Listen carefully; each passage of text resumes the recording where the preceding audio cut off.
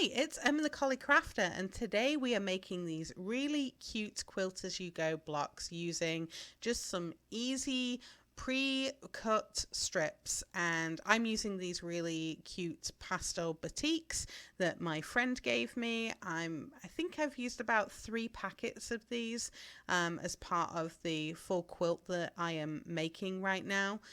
So make sure you have plenty of these for your project. This is what the quilt's starting to look like.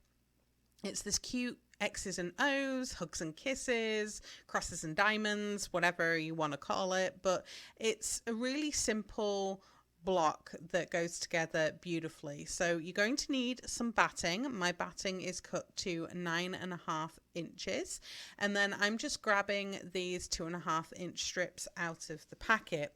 And as we go through this process, you'll see it's really easy to put together. So I'm starting with my first piece, and you want that to be right side facing up. And we're going to put that in the longest point to point because this is all going on a diagonal. And then the next strip we're going to be putting right side facing down. I just happen to have a scrap piece here from one that I already made. Now I'm using the walking foot on my sewing machine, and I'm going to start by doing some back stitches. So I'm making sure to back stitch onto the batting there. And then I'm going to straight stitch all the way down. I'm using about a 1/4 inch seam. It's not always going to be 100% a 1/4 inch seam, partly because my walking foot doesn't have a guide attachment. It's a little hard to see here when you've got the batting in the way of any guides that you might have on your needle plate or on your machine. So I'm just using a normal straight stitch going all the way down, and I generally keep the edge of my presser foot somewhere where I can follow the fabric down. So if you are using different sizes as you're putting these pieces together, like different seam sizes, then your size of your strip is going to vary on top of the block, which is kind of a nice scrappy effect that is going there. Now you want to trim off the excess from that strip, and then finger press out the strips so that both of them are facing up.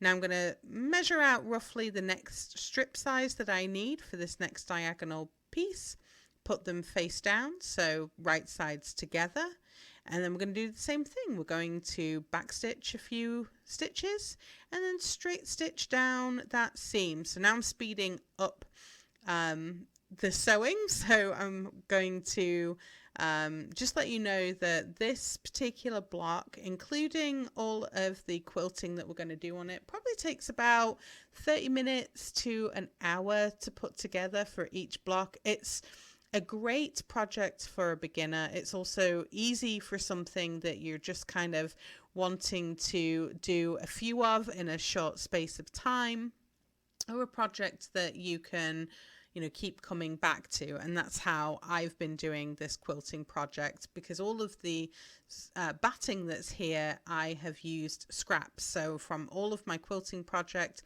I will keep my batting, and then I like to just cut out a number of these blocks. 9.5 inches is typical for what I'm using for a lot of my quilt-as-you-go projects, and then the smaller bits of batting I cut to probably about 5-inch blocks, 6-inch blocks, 6.5 inch to then trim down. But for these, 9.5 inches works really well. So again, we're just cutting down some of the strips, putting them right side together. We're going to back stitch, make sure it is on that batting, and then straight stitch all the way down. Then when you get to the end, we're going to back stitch again to help keep everything together. Again, this is sped up for the video here. This is obviously not how fast I work. And then a piece for the little end there, make sure it's covered, back stitch. We're going to straight stitch about 1/4 inch and back stitch again. There we go, press it out, and that is our first block done. Now we're going to do some quilting on top of here. We're going to use the walking foot. I'm just using straight lines well, straight-ish lines. I'm not following anything as I'm putting the lines down. You'll see here on the back, some of them are wiggly. They've got different widths between them. It is whatever you want this to be. I like how it looks with different widths. And one of the tricks that I have learned with doing Quilt As You Go is if I'm just doing straight lines down a piece and I'm doing the back stitching at the front and at the end, and then cutting the threads to then move to the next piece, is I burn through a lot of thread. So what I'm doing here is I'm doing some back stitching and then straight stitching, and now I'm going to follow along the very edge of the batting for a few stitches. I'm going to put that needle down, and then I'm going to turn the block all the way around so I can straight stitch in the other direction. So I'm just going to stitch all the way down until I get to the end, until I get to the edge. Then it's needle down. I'm going to turn it so I can follow the edge of that batting piece for a few stitches.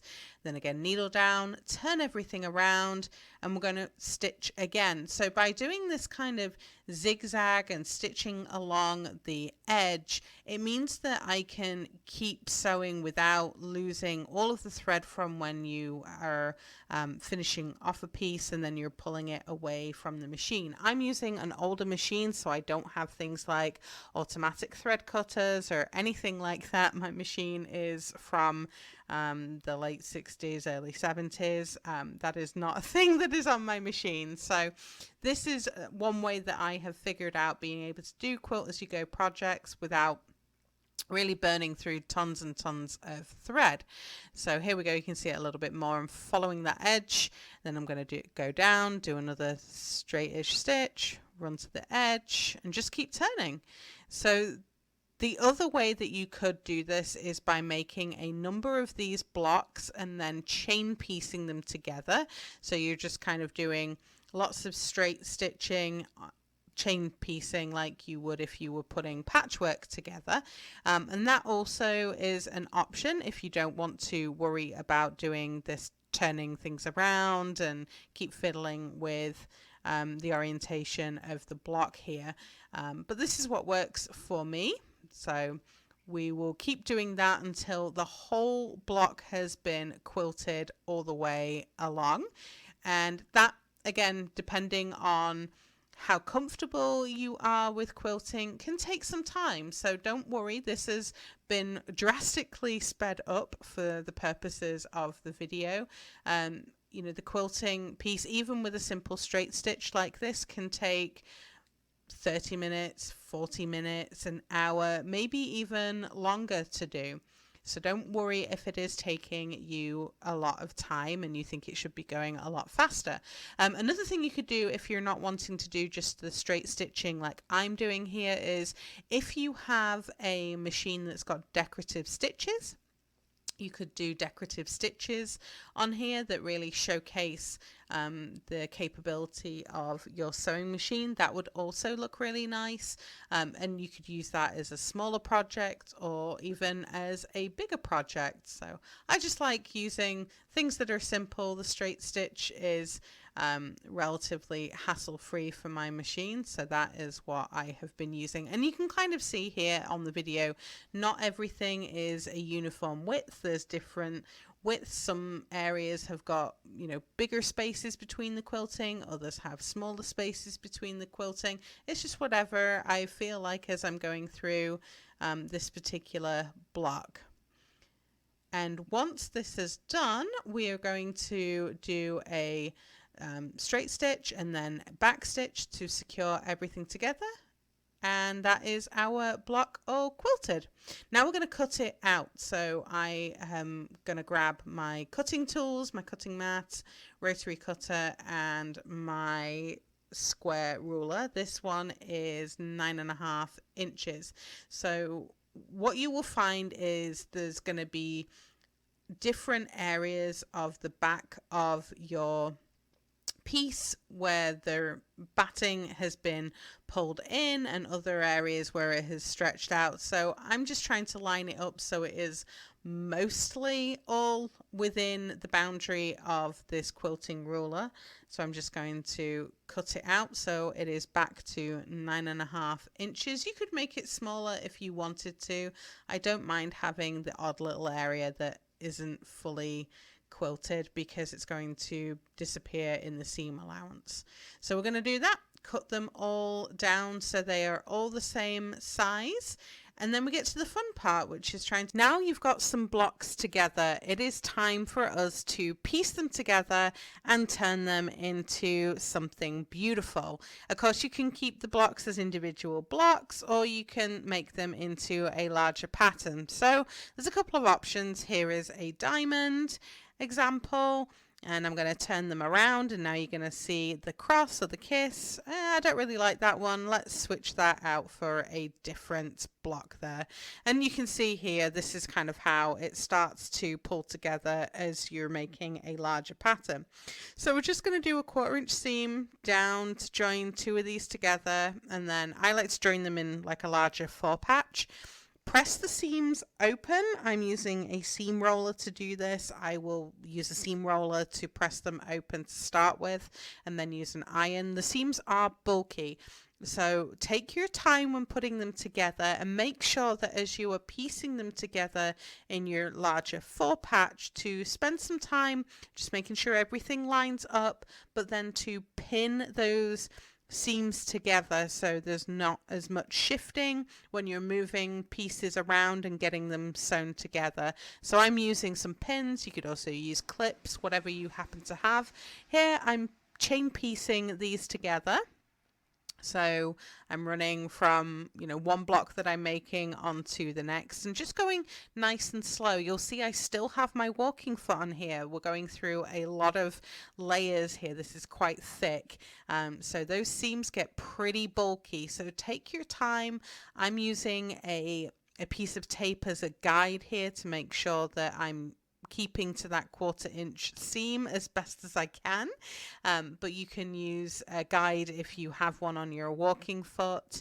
And then once you have sewn them together, we're going to press out those seams again. So we're going to press them both open. Again, this is kind of fiddly because of how bulky the material is when you do quilt as you go. So I'm just using my seam roller, going nice and slow, trying to press those seams open as best as I can, and then I might get the iron out and press everything so it stays pressed out a little bit longer. So just go slow, open it up with your finger a little bit first, and then get the seam presser roller thing in there, or if you're using the iron, be careful because it's such a small space.